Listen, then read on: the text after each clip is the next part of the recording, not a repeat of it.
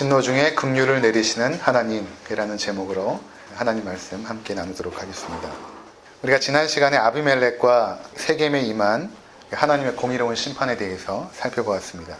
하나님은 사랑이시지만 또한 공의로우셔서 죄에 대하여는 반드시 심판하시는 그런 엄위하신 하나님이라는 것입니다. 근데 오늘날 이 하나님의 심판에 대한 그 교리가 상당히 약화가 되어졌습니다.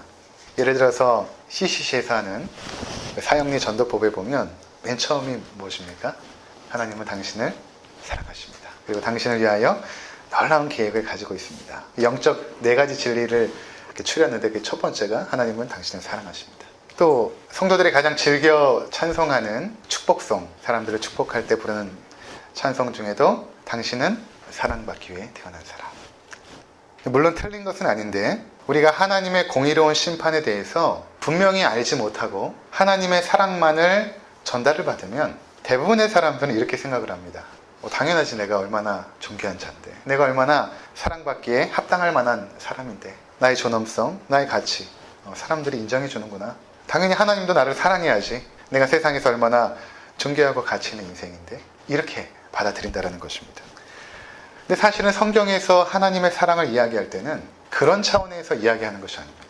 너희가 얼마만큼 죄의 비참한 가운데 있고 하나님의 진노 아래서 마땅히 그분의 심판을 받아야 당연한 자들인데, 근데 그런 너희를 사랑해줬다, 이런 의미거든요.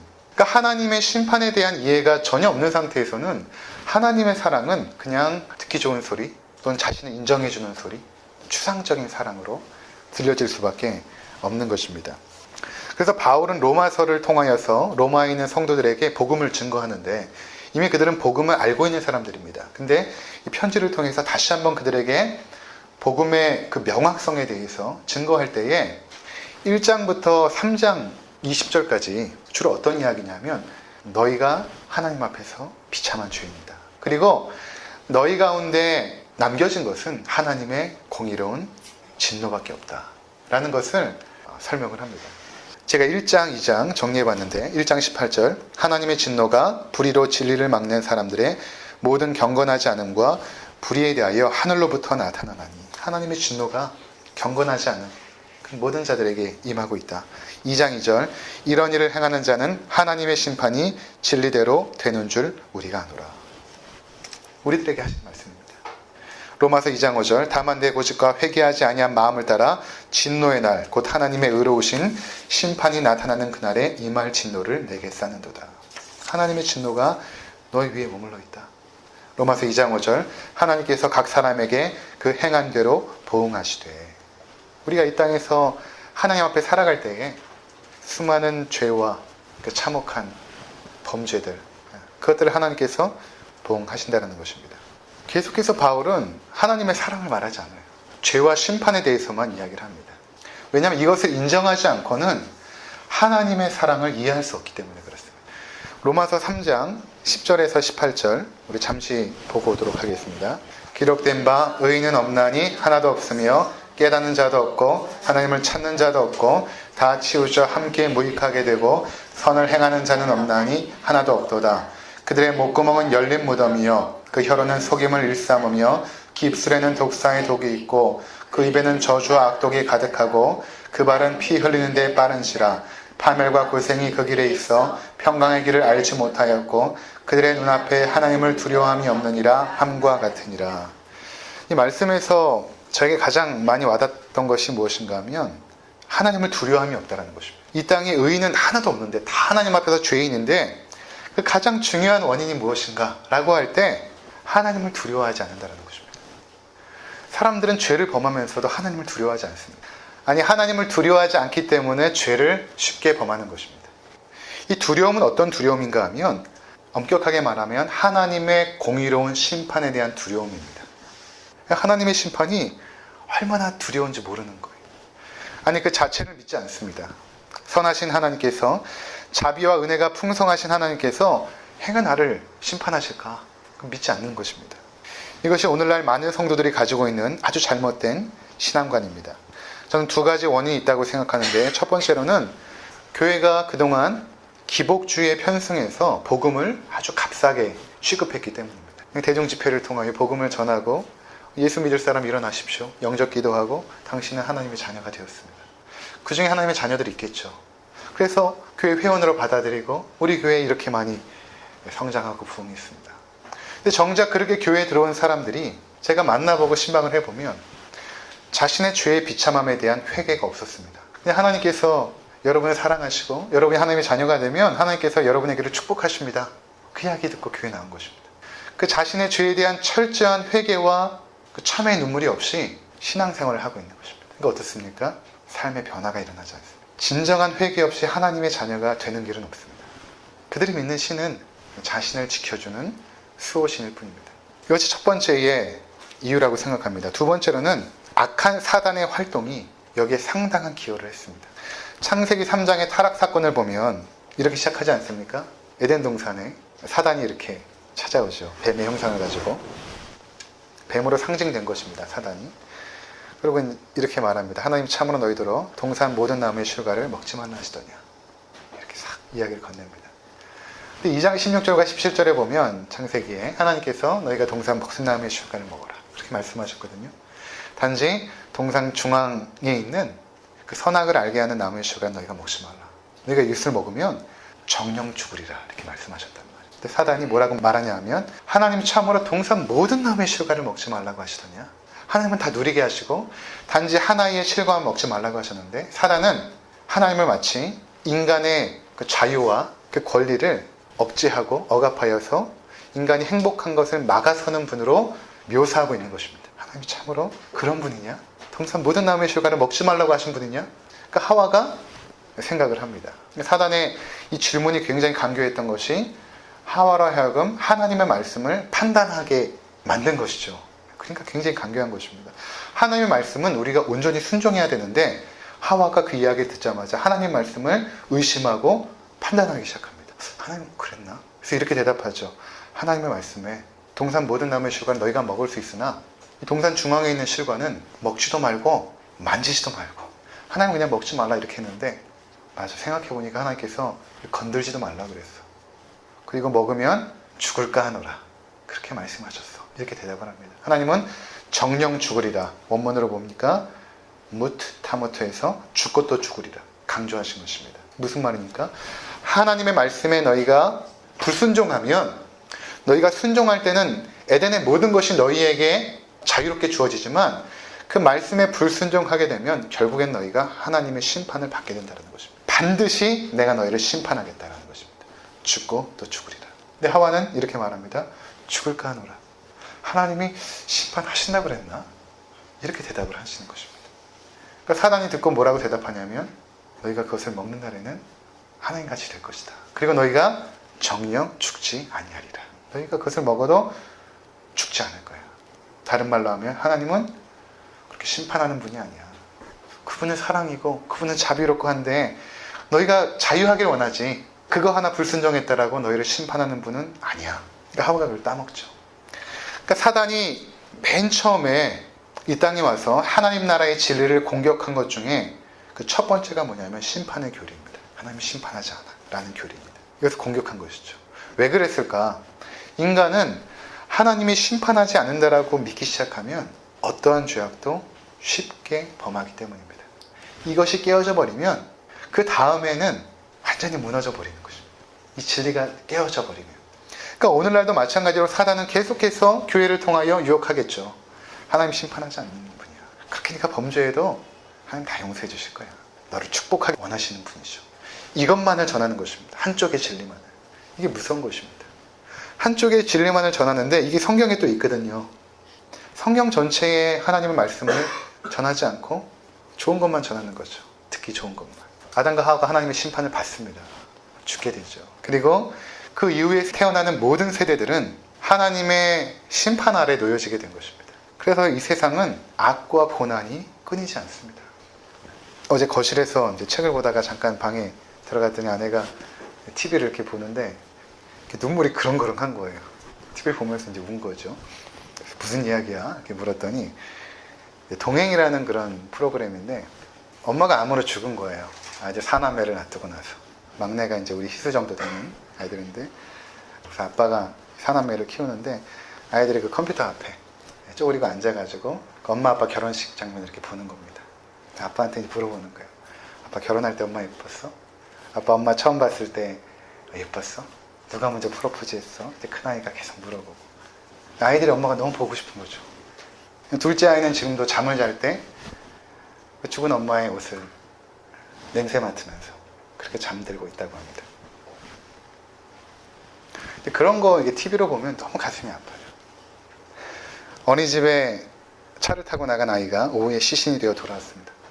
얼마 전에 일어난 일이죠. 그럼 부모의 마음이 어땠을까요? 아침에 웃으면서 잘 갔다 올게 인사하고 나갔던 그 아이가 저녁에 싸늘한 시신이 되어서 돌아온 것입니다.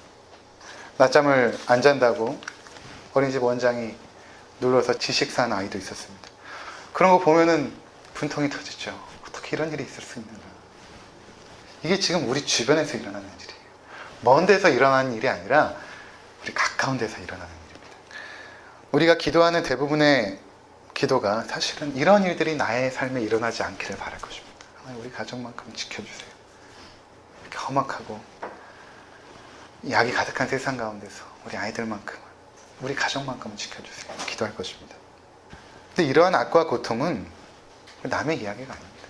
우리는 언제든지 피해자가 될 수 있습니다. 뿐만 아니라 가해자도 될 수 있습니다. 우리는 언제든 아내를 잃은 남편의 입장이 될 수도 있고, 암에 걸려 죽은 아내의 입장이 될 수도 있습니다. 어린 나이에 엄마를 잃은 아이의 입장이 될 수도 있습니다. 누가 내 인생을 장담할 수 있겠습니까? 여러분, 예수 믿는다고 죽지 않습니까? 암에 걸리지 않나요? 예수 믿는다고 좋은 일만 생깁니까? 그렇지 않습니다. 힘들고 어려워요. 꼭 우리가 무슨 잘못을 해서 그런 것이 아니라 이미 인류는 하나님의 심판 아래 놓여져 있기 때문에 그런 것입니다. 아비멜렉의 이야기가 우리에게 이것을 보여주고자 하는 것입니다. 이 이야기는 기드온의 이야기부터 시작이 되어지죠. 기드온은 왕 같은 삶을 살지 않았습니까? 잘 먹고 잘 살다가 왕처럼 죽었습니다. 그것을 보면서 하나님의 공의로운 심판이 어디 갔습니까? 그것에 대한 대답이 아비멜렉의 이야기입니다. 하나님의 심판은 작정한 때에 이루어진다는 것입니다. 그의 아들 때에. 하나님께서 그때까지 회개의 기회를 그 가문에 주신 것이죠. 근데 그 기회의 시간에 그들은 자신들의 악이 더 창궐해진 것입니다. 그리고 하나님은 그것을 통해서 저 가문이 얼마만큼 심판받아야 마땅한지를 보여주신 것입니다.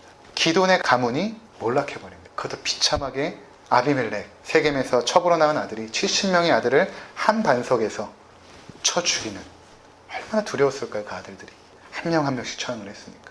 그러한 끔찍한 일들. 그리고 아비멜렉이 그 세겜에 두려워서 도피한, 성벽에 그 망대에 도피한 사람들을 가다 놓고 불을 질러가지고 연기와 불에 타 죽이는 그러한 끔찍한 일들이 일어난 것입니다.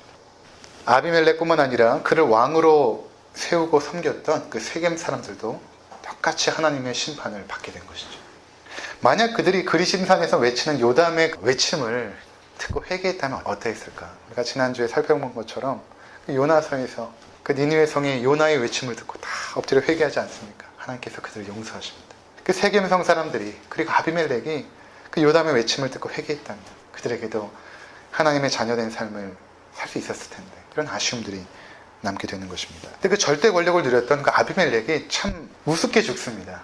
그 불을 질러 죽이려고 성벽 가까이 나갔을 때 여인이 맷돌을 던지거든요. 근데 우리가 생각하는 이런 큰 맷돌이 아니라 그쪽 지방에서 여인들이 휴대용으로 들고 다니는 맷돌이 있어요. 이렇게 돌 조각 요만한 걸 이렇게 쪄가지고 하는 음식을, 곡식을 빠는 맷돌이 있는데 요만한 거 돌 조각을 던진 거죠.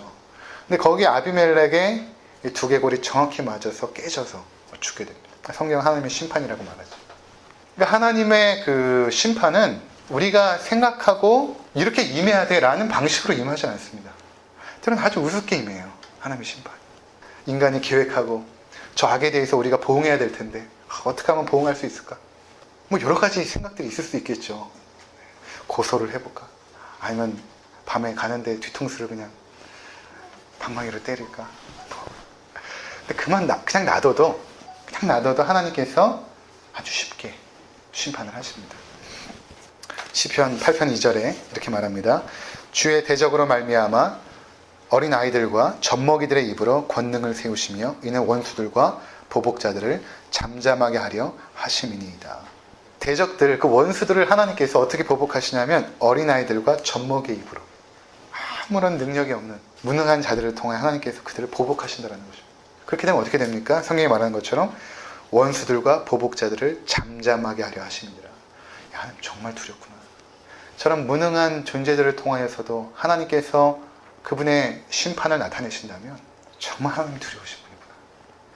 우리가 악인의 형통을 보면서 부러워할 필요가 없습니다. 왜 하나님께서 저들을 심판하시지 않는가? 의심할 필요도 없습니다. 데살로니가 후서 1장 6절에서 9절 잠깐 보겠습니다. 너희로 환난을 받게 하는 자들에게는 환난으로 갚으시고 환난을 받는 너희에게는 우리와 함께 안식으로 갚으시는 것이 하나님의 공이시니 주 예수께서 자기의 능력의 천사들과 함께 하늘로부터 불꽃 가운데 나타나실 때에 하나님을 모르는 자들과 우리 주 예수의 복음에 복종하지 않는 자들에게 형벌을 내리시리니 이런 자들은 주의 얼굴과 그의 힘의 영광을 떠나 영원한 멸망의 형벌을 받으리로다. 하나님께서 불꽃 가운데 이 땅에 임하실 날이 곧 오죠. 급하게 오십니다.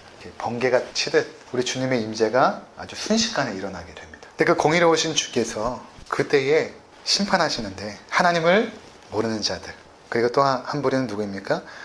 주 예수의 복음에 복종하지 않는 자들. 주 예수의 복음을 모르는 자들이 아닙니다.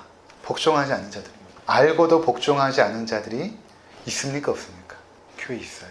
교회의 복음을 알고도 복음에 복종하지 않는 자들이 있습니다. 그들도 하나님의 심판을 받게 됩니다. 이런 자들은 주의 얼굴과 그의 힘의 영광을 떠나 영원한 멸망의 형벌을 받으리로다. 이것을 우리가 두려워할 필요가 있습니다. 하나님의 심판을. 근데 이 심판이 그 이방인들에게 임한 게 아니잖아요. 아비멜렉과 세겜 사람들은 하나님의 백성들입니다. 그러니까 하나님은 어떤 민족의 신이 아니에요. 어떤 종족의 신이 아닙니다. 하나님은 공의로우신 분이세요. 그래서 그분을 대적하는 모든 자들에게 하나님은 심판하십니다. 하나님은 만홀히 여김을 받지 않으세요. 굉장히 두려우신 분입니다. 그런데 아비멜렉의 이야기는 이런 심판으로 끝나질 않습니다. 오늘 우리가 읽은 이 사사기 10장의 내용은 사실은 아비멜렉 이야기에 연결이 된 것입니다. 기드온, 아비멜렉, 그리고 두 명의 사사, 소사사, 돌라와 야일이 등장하는데 연결이 된 것입니다. 예전에 성경은 장과 절이 구별이 없었어요. 이것을 후대의 필사자들이 우리가 잘 이해하도록 이렇게 구분을 해놓은 것이거든요. 사실은 내용적으로는 연결이 된 것입니다. 그래서 10장 1절에 보면 제가 읽겠습니다. 아비멜렉의 뒤를 이어서 이사갈 사람 도도의 손자 부하의 아들 돌라가 일어나서 이스라엘을 구원하니라. 자, 하나님의 심판에 이어서 등장한 이야기가 무엇이냐면 돌라라는 구원자를 세워서 이스라엘을 구원하셨다라는 이야기입니다. 하나님의 구원의 이야기가 여기 잠깐 등장을 하죠. 특이한 것은 성경의 인물들은 출신 지파와 누구의 아들인지까지만 소개를 하는데 여기서는 출신 지파와 함께 그 3대가 함께 기록되어 있습니다. 할아버지, 아들, 손자 이렇게.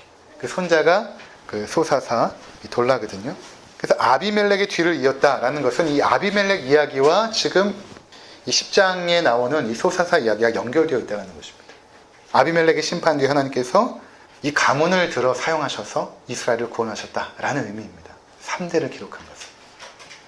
기드온의 가문은 결국 아비멜렉 때에 멸절이 되었지만 이사갈 사람 도도의 가문은 하나님의 은혜 안에 거했음을 말하는 것입니다. 그 하나님의 은혜 안에 거하면서 하나님 앞에 구원자로 쓰임을 받았다라는 이야기를 지금 하고 있는 것입니다. 3절에 야일이라는 사사는 어떻습니까? 이번에는 그의 아들의 이야기를 기록을 하죠. 4절에 보니까 그에게 아들 30명이 있어 어린 낙이 30을 탔고 성읍 30을 가졌는데 그 성읍들은 길라 땅에 있고 오늘까지 하본 야일이라 부르더라. 아들이 30명이 있었는데 어린 나귀를 탔다는 것은 그 당시의 문화를 보면 굉장히 유복하게 살았다. 하나님이 주시는 그 풍성한 은혜 가운데 아주 유복하게 살았다. 그들이 또한 이스라엘을 구원하는 귀한 가문이 되었다라는 것을 의미하는 것입니다. 자, 아비멜렉의 가문과 기드온의 가문이죠. 기드온의 가문과 지금 돌라와 야일의 가문과의 비교를 통해서 성경은 우리 가운데 무언가를 지금 말씀하고 있는 것입니다. 그것이 무엇인가? 하나님은 진노 중이라도 긍휼을 잊지 아니하시고 그분의 백성들을 구원하신다는 것입니다. 그리고 그 구원 가운데 하나님의 신실한 가문들, 그 백성들을 들어 사용하신다는 것입니다. 스스로 권위와 권력과 부를 쟁취하려고 하는 자들이 아니라 하나님께서 주시는 그 풍요로움 가운데 그들이 거하면서 그 구원의 은혜를 만끽하면서 이스라엘을 구원하는 자로 쓰임을 받았다는 이야기를 이 중간에 잠깐 집어넣은 거예요. 에덴에서 아담과 하와가 범죄했을 때 하나님은 그들을 즉각 죽이지 않았습니다. 가인과 아벨을 낳고, 근데 가인이 아벨을 죽이죠. 그래서 하나님께서 아담이 130세 때 셋이라는 아들을 또 주십니다. 그때까지 생명을 연장시켜 주세요. 아담과 하와의 생명을. 그리고 셋이라는 그 아들을 통하여서 하나님의 백성의 계보를 이어가게 하십니다. 가인은 타락했잖아요. 자, 우리 잠깐 이 부분을 좀 봤으면 좋겠는데 창세기 5장을 한번 보도록 하겠습니다. 창세기 5장. 자, 4절 먼저 한번 읽고요. 4절 같이 읽겠습니다. 아담은 셋을 낳은 후 800년을 지내며 자녀들을 낳았으며 그는 930세를 살고 죽었더라. 자, 6절까지 읽겠습니다. 셋은 105세에 에노스를 낳았고, 자, 하나님의 그 백성들의 계보가 가인으로부터 단절이 됐죠. 범죄함으로. 근데 하나님은 셋을 통하여서 그 계보를 이어나가십니다. 쭉 이어나가다가 계속해서 말하는 것이 무엇이냐면 제가 읽겠습니다. 6절부터 셋은 105세에 에노스를 낳았고 에노스를 낳은 후에 870년을 지내며 자녀들을 낳았으며 그는 910세를 살고 죽었더라. 에노스는 90세에 게날을 낳았고 게날을 낳은 후 815년을 지내며 자녀들을 낳았으며 그는 95세를 살고 죽었더라. 누가 누구를 낳고 누가 누구를 낳고 죽었더라. 이게 무슨 말입니까? 창세기 3장과 연결해서 하나님의 다 심판하러 있다는 것입니다. 이 땅에 존재하는 그 가인의 계보를 잇는 그 모든 자들, 인류에 존속하는 모든 자들은 다 하나님의 심판 아래 있다는 것입니다. 죽었더라. 그들에게 아무런 소망이 없다는 것입니다. 근데 여기서 셋의 후손 가운데 보석처럼 한 인물이 딱 이렇게 떠오릅니다. 그게 누구냐 하면 에녹입니다. 5장 21절을 한번 보시면 21절부터 24절까지 함께 읽겠습니다. 에녹은 65세에 무드셀라를 낳았고 무드셀라를 낳은 후 300년에 하나님과 동행하며 자녀들을 낳았으며 그는 365세를 살았더라. 에녹이 하나님과 동행하더니 하나님이 그를 데려가심으로 세상에 있지 아니하였더라. 그 수많은 사람들 가운데 다 하나님의 심판 아래 임했지만 에녹이라는 사람은 하나님과 동행하는 삶을 살았다라는 것입니다. 그 중에 보석같이 빛나는 하나님의 백성을 하나님은 남겨두셨다는 것입니다. 자, 그럼 여기서 또 어떻게 연결이 되는가? 또 한 명이 등장하죠. 5장 28절과 29절. 라멕은 182세에 아들을 낳았고 이름을 노아라 하여 이르되 여호와께서 땅을 저주하심으로 수고롭게 일하는 우리들이 이 아들이 안위하리라 하였더라. 자, 그 다음에 누가 태어납니까? 노아가 태어납니다. 노아가. 셋의 계보를 이어서 하나님의 백성 에녹으로 이어졌고 에녹의 뒤를 이어서 마침내 다 죽었지만 그 가운데 하나님께서 노아라는 인물을 보내셨다. 근데 이 노아라는 인물이 어떻습니까? 창세기 6장 5절과 8절 한번 보겠습니다. 여호와께서 사람이 죄악이 세상에 가득함과 그의 마음으로 생각하는 모든 계획이 항상 악할 뿐임을 보시고 땅 위에 사람 지으셨음을 한탄하사 마음에 근심하시고 이르시되 내가 창조한 사람을 내가 지면에서 쓸어버리되 사람으로부터 가축과 기는 것과 공중의 새까지 그리하리니 이는 내가 그것들을 지었음을 한탄함이니라 하시니라. 그러나 노아는 여호와께 은혜를 입었더라. 하나님께서 인류의 인간 창조하신 것을 후회하셨다라고 말하고 있습니다. 왜냐하면 그들이 어려서부터 생각하는 것이 다 악하니라. 그렇지 않습니까? 우리 아이들 보아도 악해요. 누가 가르쳐준 것이 아닌데도 그 마음에 이기심과 악한 본능이 있습니다. 하나님 이것을 한탄하시고 후회하시면서 내린 결정이 뭐냐면 내가 이들을 다 물로 심판하겠다. 다 심판하겠다. 그런데 노아는 여호와께 은혜를 입었더라. 은혜를 입은 한 사람이 있다는 것입니다. 에녹의 뒤를 이어 그 노아를 살려두죠. 노아와 노아의 아내 그리고 세 아들 셈, 함, 야벳 그리고 세 자부들까지 8명이 노아의 방주에서 안전하게 보호를 받죠. 그리고 우리가 아는 것처럼 노아가 새로운 인류를 구성하지 않습니까? 그게 11장의 내용인데 11장 잠깐 가볼까요? 11장도 또 계보가 나옵니다. 우리가 계보 나오면 그냥 읽지 않고 넘어가잖아요. 그러면 안 됩니다. 11장에 쭉 계보가 나오는데 자 10절 한번 보면 셈의 족보는 이러하니라. 셈이 누굽니까? 노아의 첫째 아들이거든요. 그 아들을 통하여서 하나님 나라의 계보가 이어가는데 27절에 보니까 데라의 족보는 이러하니라. 데라는 아브람과 나홀과 하란을 낳고 하란은 롯을 낳았으며, 데라는 아브라함의 아버지죠. 아브라함이 누굽니까? 제가 자주 말씀드린 것처럼 믿음의 조상으로 하나님께서 세운 자입니다. 가나안 땅에서 하나님 나라를 본격적으로 이루기 위해서 세운 한 인물, 아브라함입니다. 아브라함을 통하여서 야곱, 그리고 요셉, 그리고 그를 통해 하나님의 백성이 구성되고 또 사사들이 세워지고, 그 사사들 이후에 왕들이 세워질 때 특별히 그 왕 중에 다윗 왕이 세워집니다. 근데 이러한 그 일련의 그 창세기부터의 그 역사 가운데 잘 보시면 하나님의 심판은 계속해서 이 땅에 떨어집니다. 온 인류가 계속해서 하나님의 심판 아래 놓여지죠. 근데 그 가운데 하나님께서 세우신 그 보석 같은 하나님의 백성들이 한 사람 한 사람 일어나죠. 한 사람 한 사람 일어납니다. 그 가나안 땅에 하나님 나라의 씨앗이 심겨집니다. 그래서 그것이 자라는 거예요. 그 씨앗이 자라는데 지금까지 우리가 보는 것은 뭐냐면 그 씨앗이 조금 이제 싹이 난 것입니다. 우리 전에 여러분 룻기 기억하지 않습니까? 그 다윗의 그 조상이 준비되는 과정이 룻기예요, 사실. 이렇게 싹이 나오는 거예요. 이제 이 싹이 나중에는 나무가 되고 수많은 열매를 맺게 될 텐데 지금까지 우리는 거기까지 못 보죠. 그런데 하나님께서 이사야 선지자를 통하여서 그것을 보여주십니다. 이사야 11장 마지막으로 보겠습니다. 이사야 11장 1절부터 9절까지. 이새의 줄기에서 한 싹이 나며 그 뿌리에서 한 가지가 나서 결실할 것이요. 자, 이새가 누구냐면 다윗의 아버지예요. 그리고 이새의 또 아버지는 보아스입니다. 룻기에 등장하는 보아스입니다. 그렇죠? 자, 그 다윗의, 다시 말하면 다윗의 줄기에서 한 싹이 날 것이다. 한 싹이 나면 그 뿌리에서 한 가지가 이제 올라와서 결실하게 될 날이 있을 것이다. 2절부터 읽겠습니다.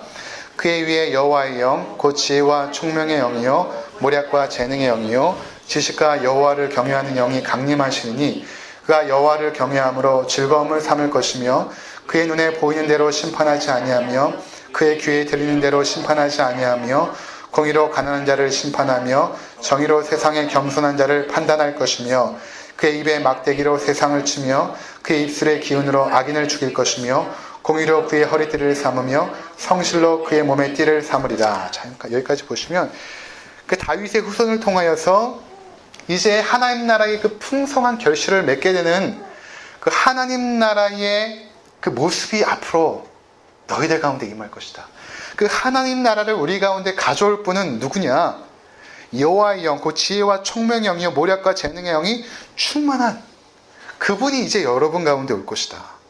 그분이 오셨을 때는 공의로 심판하실 것이다. 그렇게 지금 말하고 있는 것입니다. 그러면서 그분이 이룰 그 하나님 나라를 6절부터 이렇게 말하고 있습니다. 9절까지 함께 읽겠습니다. 그때에 이리가 어린 양과 함께 살며 표범이 어린 염소와 함께 누구며 송아지가 어린 사자와 살찐 짐승이 함께 있어 어린아이에게 끌리며 암수와 곰이 함께 먹으며 그것들을 새끼가 함께 엎드리며 사자가 소처럼 풀을 먹을 것이며 젖먹는 아이가 독사의 구멍에서 장난하며 젖된 어린아이가 독사의 굴에 손을 넣을 것이라. 내 거룩한 산 모든 곳에서 해됨도 없고 상함도 없을 것이니 이는 물이 바다를 덮음같이 여호와를 아는 지식이 세상에 충만할 것임이니라. 네. 누군지 우리는 알죠. 다윗의 그 줄기에서 이제 가지가 나서 열매를 맺고 결실하여 그 풍성한 울창한 숲을 이루게 할 그분이 바로 예수 그리스도이십니다. 그분께서 그 땅에 가져올 그 하나님 나라는 어떻습니까? 여기 표현하지 않습니까? 이리가 어린 양과 함께 표범이 어린 염소와 함께 독사의 굴에 손을 넣어도 물리지 않는 그 하나님 나라의 그 자유로움과 그 풍성함과 그 기쁨과 그 행복, 그 평안함, 그 샬롬이 완전히 회복될 것을 말씀하고 있는 것입니다. 예수께서 이 땅에 오셔서 3년을 사역하시고 죽으시죠. 그리고 부활하십니다. 그리고 12명의 그분의 씨앗을 남겨두세요. 그리고 2000년이 지났습니다. 여러분들이 이 자리에 있는 것입니다. 놀랍지 않습니까? 아담으로부터 시작된 그 하나님 나라의 계보가 지금 여러분에게까지 임하고 있는 것입니다. 여러분에게만 임한 것이 아니라 여러분 가문에 임하고 있는 것입니다. 나와 내 자손과 내 손주들까지. 우리가 하나님 나라의 사람으로 온전하게 있다면, 돌라처럼 그렇게 서 있다면, 세상은 계속해서 하나님의 진노와 심판이 떨어져 멸망하고 있지만, 그 가운데 보석 같은 하나님의 사람들은 계속해서 하나님께서 세우시고 그들을 통하여 하나님 나라의 풍성함들을 계속해서 이루어 간다라는 것입니다. 그게 오늘 이 사사기 10장에 나온 돌라와 야엘 이야기의 메시지인 것입니다. 그런데도 하나님은 구원하십니다. 그런데도 하나님은 구원하십니다. 라는 것을 우리 가운데 말씀하길 원하셨던 것입니다. 그러니까 여러분, 우리가 받은 그 구원이 얼마나 놀라운 것인지, 이제 우리와 우리 자녀들과 후손들을 통하여 이뤄갈 하나님 나라의 계보를 여러분 생각해 보시기 바랍니다. 얼마나 풍성하게 그 아름다운 하나님 나라가 우리를 통하여 임하게 될 것인지, 우리도 우리 부모님을 통해서 받은 거 아닙니까? 얼마나 감사한 일입니까? 우리 모두가 하나님의 심판을 두려워하면서도 또 한편에서는 그 놀라운 구원의 은혜를 높여드리는 우리 모두가 되어야 할 것입니다. 기도하시겠습니다.